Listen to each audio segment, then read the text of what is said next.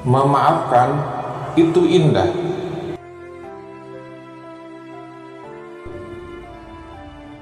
Suatu ketika, seusai mengerjakan sholat berjamaah bersama para sahabat, Rasulullah berkata, "Sebentar lagi akan datang seseorang yang akan dijamin masuk surga."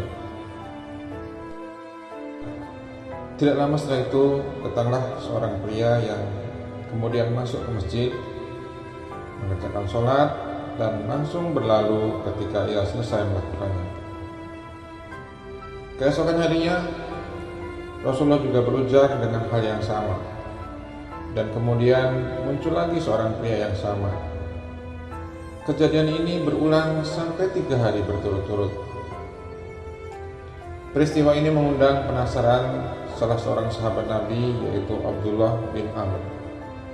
Kemudian ia mendatangi rumah pria yang dikatakan telah dijamin masuk surga tersebut. Lalu ia mengetuk rumah pria tersebut, dan saat sudah dibuka pintu rumahnya, Abdullah segera berkata bahwa saat itu ia sedang ada sedikit masalah dengan ayahnya, dan berjanji tidak ingin menemui ayahnya sampai 3 hari ke depan. Lantas ia meminta izin untuk menginap di rumah pria tersebut selama 3 hari. Pria tersebut pun mengizinkan Abdullah untuk menginap di rumahnya. Dan selama 3 hari, Abdullah selalu mengintai dan memperhatikan setiap perbuatan pria tersebut. Beliau tidak menemukan satu amal atau ibadah istimewa yang dilakukan oleh pria tersebut. Bahkan saat sholat malam saja, pria tersebut pun jarang melakukannya. Ia hanya menemukan bahwa pria tersebut selalu berzikir ketika hendak menjelang tidurnya. Selesai menginap selama 3 hari, Abdullah akhirnya berpamitan.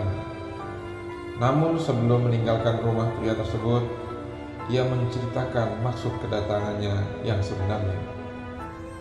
Ia juga menjelaskan sebetulnya ia tidak sedang bertengkar dengan ayahnya.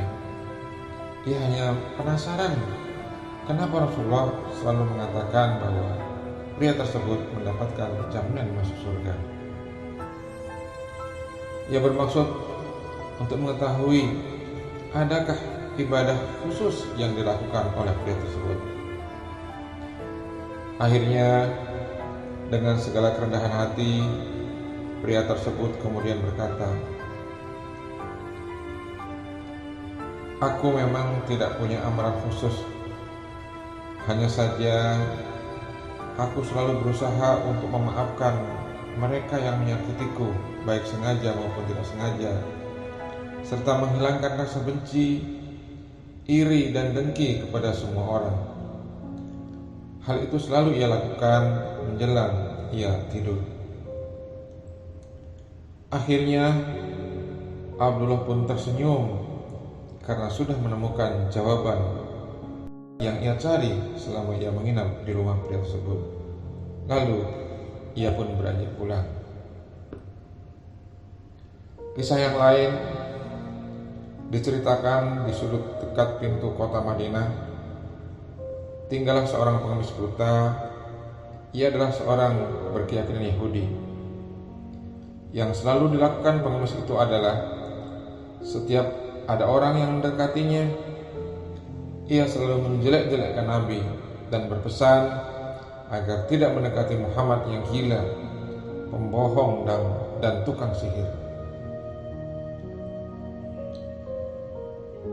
Mendengar cacian tersebut, Rasulullah tidak sedikit pun merasa tersinggung, apalagi merasa marah.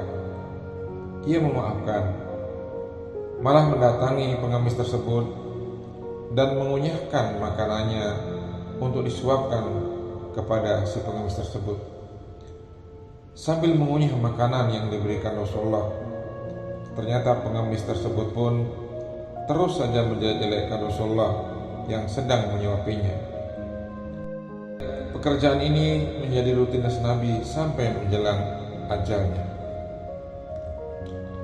Dan ketika Rasulullah sudah wafat, Abu Bakar berinisiatif untuk menggantikan tugas Nabi untuk mengunyahkan dan menyuapi pengemis tersebut. Namun, betapa kagetnya si pengemis tersebut ketika didapati yang mengunyahkan makanannya adalah bukan orang yang biasanya menyuapinya.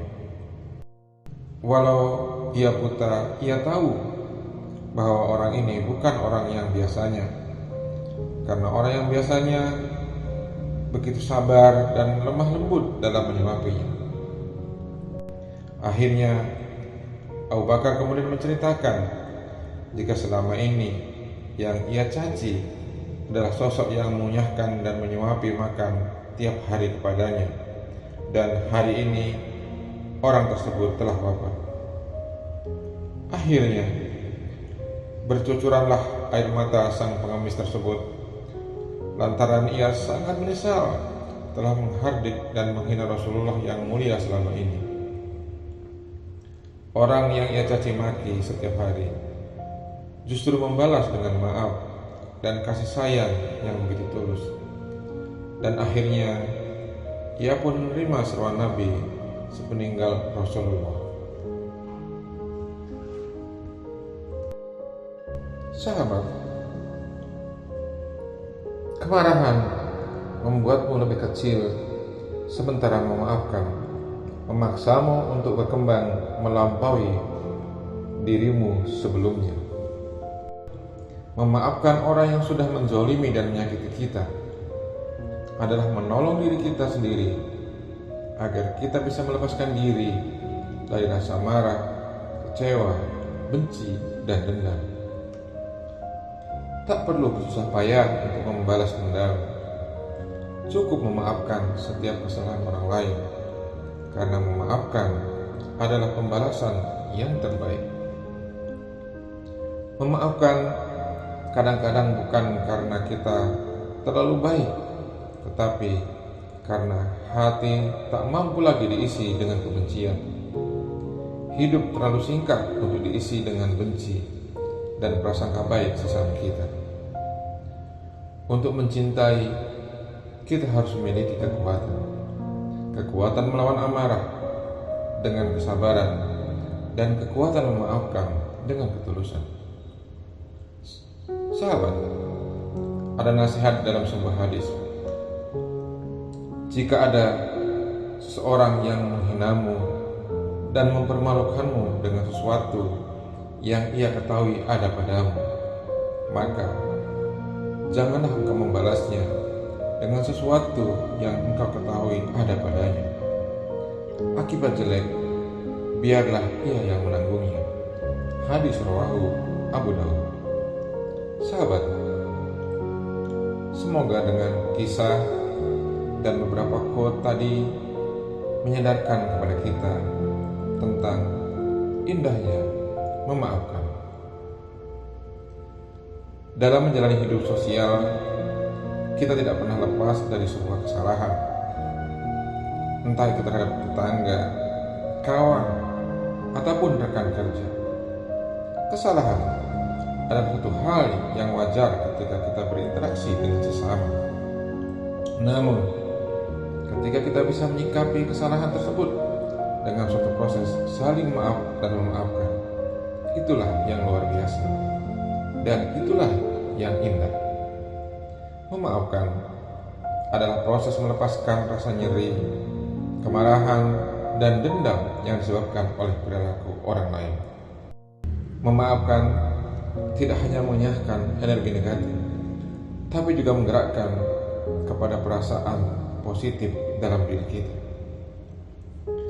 Dr. Hayes membuat analogi bahwa orang yang tidak memaafkan ibarat orang yang terkena sabetan pisau dari seseorang dan tidak mencabut pisau tersebut, dan ia membawanya kemana-mana. Karenanya, kemanapun ia pergi, ia tetap membawa pisau tersebut. Semoga kita menjadi orang-orang yang mudah memaafkan orang lain. Terima kasih telah menonton video ini. Semoga bermanfaat. Bantu subscribe, share, dan komennya demi kebaikan dan kemajuan channel ini.